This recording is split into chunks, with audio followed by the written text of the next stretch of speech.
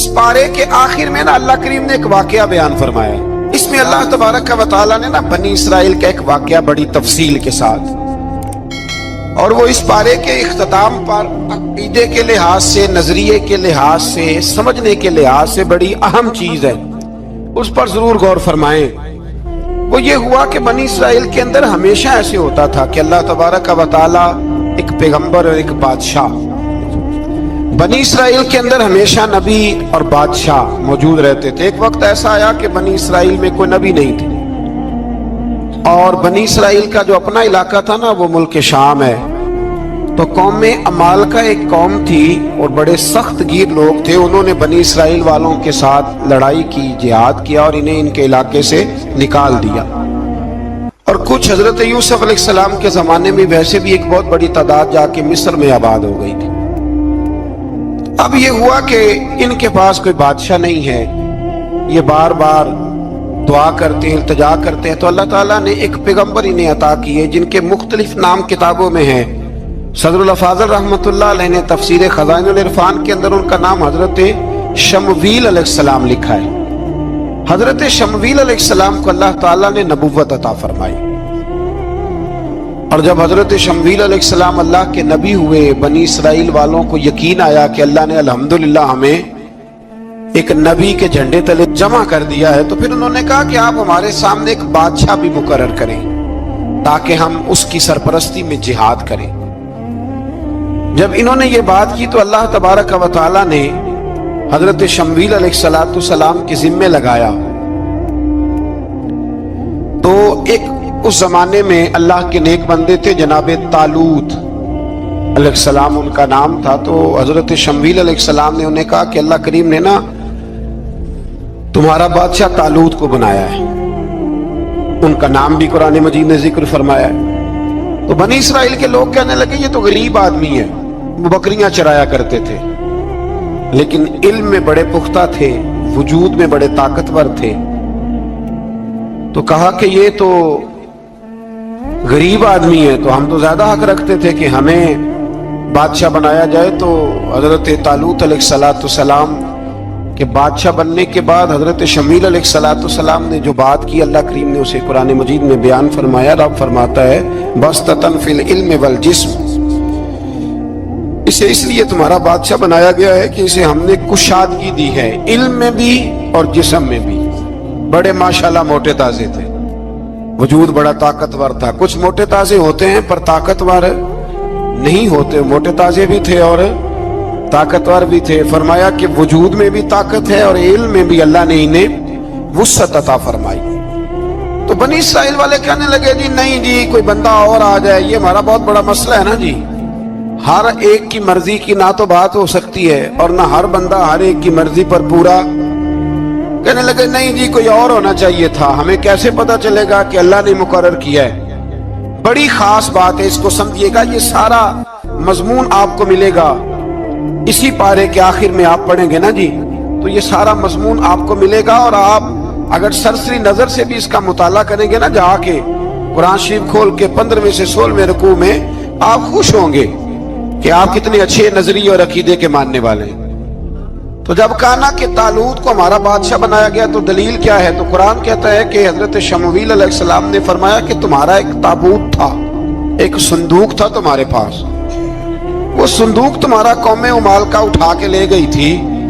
ان کے بادشاہ ہونے کی دلیل یہ ہے کہ اللہ تمہارا وہ صندوق تمہیں واپس کر دے گا، وہ تمہارا صندوق تمہیں واپس کر دے گا۔ اس صندوق میں کیا ہے؟ وہ حضرت آدم جنت سے ساتھ لے کے آئے تھے، اس میں تھا کیا؟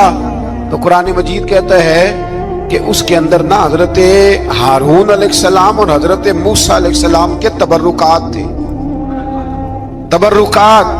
کل میں ایک مولوی دیکھ رہا تھا بیچارہ، ایک بندہ نا مسجد نبی کے ساتھ خلاف اور شاید کوئی کفن تھا، وہ مسجد نبی کی دیواروں سے مس کر رہا تھا، تو وہ کہہ رہا تھا نہیں اس سے کیا ہوتا ہے، تبرک کوئی چیز نہیں، اچھے اعمال کی وجہ سے بندہ بخشا جائے گا۔ میں نے کہا تو مجھے ملے تو میں تجھے بخاری کھول کے دکھاؤں کہ حضرت عبد الرحمن ابن عوف جنہیں حضور نے قطعی جنتی کہا، حضور کے وجود پر کرتا دیکھ کے کہنے لگے حضور بڑا ہی سونا لگ رہا ہے، تو فرمایا تجھے چاہیے حضور مل جائے تو کیا ہی بات ہے. نبی پاک نے عطا کیا تو صحابہ کہنے لگے عبد الرحمن آپ کو تو ضرورت نہیں تھی, کے پاس تو بڑے لباس ہیں, تو یہ کرتا حضور نے قبول کر لیا, کوئی لے کے آیا اور آپ نے مانگ لیا. تو وہ رو پڑے, کہنے لگے پہننے کے لیے نہیں مانگا, یہ حضور کے جسم سے لگ گیا ہے, میں نے کفن بنانے کے لیے مانگا ہے. تو کہتا ہے حضور کے تبرک میں خیر کوئی نہیں. اور آپ یقین کریں ان لوگوں پہ حیرانگی ہے, ہم نے بھی مرنا ہے نا جی, بڑی جلدی قبر میں جانا ہے, وقت کا کچھ پتہ نہیں, لیکن اتنے اندھے ہو کر لوگ چیزوں کو دیکھتے ہیں اور اس تیزی کے ساتھ گمراہی پھیلاتے ہیں. مجھے باقاعدہ کسی نے ویڈیو بھیجی اور کہنے لگا جی دیکھیں کتنی اچھی بات کر رہا ہے, لوگوں کو سمجھائیں. تو میں نے کہا نہیں, اس کو سمجھانے کی ضرورت ہے. اور میں نے اس کو دیکھا ہے, وہ جو لال رومال والا, میں نے دیکھا ہے وہ ڈھونڈ ڈھونڈ کے جاہلوں کو پکڑتا ہے, تلاش کرتا ہے, اور اگر کوئی مل جائے بات بتانے والا تو پھر وہ خود پکڑا جاتا ہے, اور کئی دفعہ پکڑا گیا تو نکل گیا ہے. اللہ تعالی ہمیں سمجھنے کی توفیق دے, ہم سیانے ہو جائیں تو یہ دور دور تک نظر نہیں آئیں گے انشاءاللہ. تو وہ تابوت آئے گا, بنی اسرائیل والوں سے کہا تابوت میں کیا تھا سن لو, اور یہ قرآن مجید ہے. آج میری ماننا یہ 15 سے 16 رکوع ضرور ہی پڑھنا کہ وہ آخر تابوت میں کیا تھا, کھولنا ذرا. قرآن مجید کہتے ہیں کہ حضرت موسیٰ علیہ السلام اور حضرت ہارون کے تبرک تھے. تو تبرک کیا تھے؟ تمام مفسرین نے لکھا ہے کہ حضرت موسیٰ کا ایک کرتا تھا, ایک ڈنڈا تھا, جوتے تھے, اور جناب ہارون علیہ السلام کا امامہ شریف تھا, اور تورات کی کچھ تختیاں تھی. تو اس کا فائدہ کیا تھا؟ اس تابوت کا فائدہ یہ تھا کہ بنی اسرائیل والے جب اپنے دشمنوں سے لڑتے تھے تابوت سامنے رکھ کے دعا مانگتے تھے, اللہ انہیں کامیابی عطا کر دیتا تھا. تو قوم عمالقہ کو بھی پتہ چل گیا کہ صندوق میں کچھ ہے جس کی وجہ سے یہ کامیاب ہو جاتے. وہ صندوق اٹھا کے لے گئے. اب ان کی کم بختی یہ, کم نصیبی یہ کہ انہوں نے جا کے اسے روڑی پہ پھینک دیا. جب روڑی پہ پھینکا تو ان کے اندر بیماریاں آ گئی, وبائیں پھوٹ پڑی, مرنے لگے, وجود پھولنے لگا. پھر ان کے دلوں میں بات آئی کہ یہ ہم نے اس صندوق کی بے ادبی کی ہے. صندوق میں کیا ہے؟ تبرکات. ہمیں کہتے ہیں جی نالین کا نقشہ کیوں لگایا ہے؟ تمہارے تو بزرگوں کا عقیدہ ہے سر پہ رکھنے کو مل جائے اگر نقش نالے پاک حضور تو پھر کہیں گے کہ ہاں تاجدار ہم بھی ہیں. تو کہا کہ اس کے اندر یہ تبرکات تھے. انہیں بھی سمجھ میں آئی تو انہوں نے نا بیل گاڑی منگائی اور وہ صندوق اٹھا کے اس کے اوپر رکھ دیا. اب کیا ہوا؟ قرآن کہتے ہیں کہ فرشتوں نے نا اس صندوق کو وہاں سے اٹھایا. مفسرین نے لکھا اس کا معنی یہ بھی ہو سکتا ہے کہ اس بیل گاڑی کو ڈائریکشن پہ لگایا. ادھر سے حضرت شمویل علیہ السلام نے جناب طالوت کو بادشاہ بنا دیا اور ادھر سے وہ صندوق چل پڑا. کہا بھئی ہم ان کو کیسے بادشاہ مانے؟ تو فرمایا بادشاہ اس طرح مانو گے کہ تمہارا وہ صندوق آ جائے گا. اور قرآن کہتے ہیں اس صندوق میں تمہارے دلوں کا سکون ہے, اس میں تمہارے دلوں کا. اور بھائی ہماری تو کوشش ہوتی ہے بزرگوں سے کوئی چیز مل جائے, اللہ والوں کا کوئی تبرک ہمارے ہاتھ آ جائے. تو وہ صندوق آ گیا, یہ مان گئے. اب جہاد کرنے نکلے تو لڑنا تھا جالوت کی قوم کے ساتھ. وہ بڑا سخت آدمی تھا, 3 من سونا اس نے وجود پہ پہنا ہوتا تھا. اس کی قوم سے لڑنا ہے, ٹوپی بڑی تگڑی پہنی ہوتی تھی لوہے کی. اب کون لڑے؟ ایک نوجوان تھے جن کا نام تھا داؤد علیہ السلام. وہ بھی بکریاں چرایا کرتے تھے. اور جن دنوں حضرت طالوت نکلے نا اپنی قوم کو لے کر جالوت کے خلاف لڑنے تو حضرت داؤد بھی شامل ہو گئے. اللہ جب کسی کو نوازتا ہے نا تو پھر خاص ہی کرم نوازی کرتا ہے. مفسرین نے لکھا جب یہ جا رہے تھے نا, وہاں جا رہے تھے تو رستے میں انہیں 3 پتھر مل گئے. انہوں نے وہ تینوں پتھر اٹھا لیے.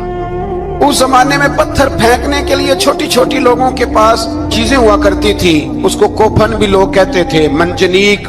اس کو سامنے رکھ کے پھر بنائی گئی. تو آپ کے پاس بھی وہ آلہ تھا جس سے دشمن پر پتھر مارے جاتے تھے.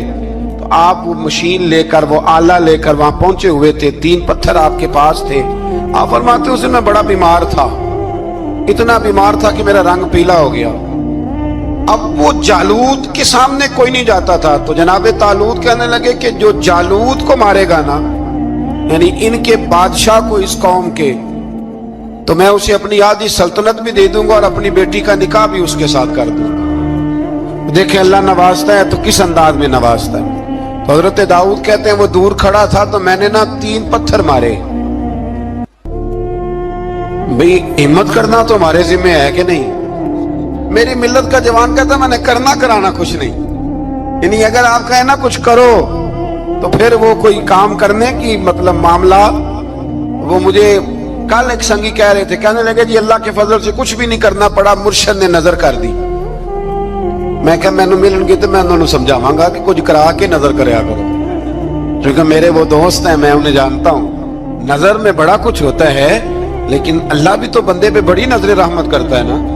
لیکن کہتا ہے 5 نمازیں پڑھ، رمضان کے روزے رکھ، زکوٰۃ فرض ہو تو ادا کر، یہ سارے کام کر، سچ بول، دیانتداری کر، پھر میں اپنے فضل سے تجھے جنت عطا کروں۔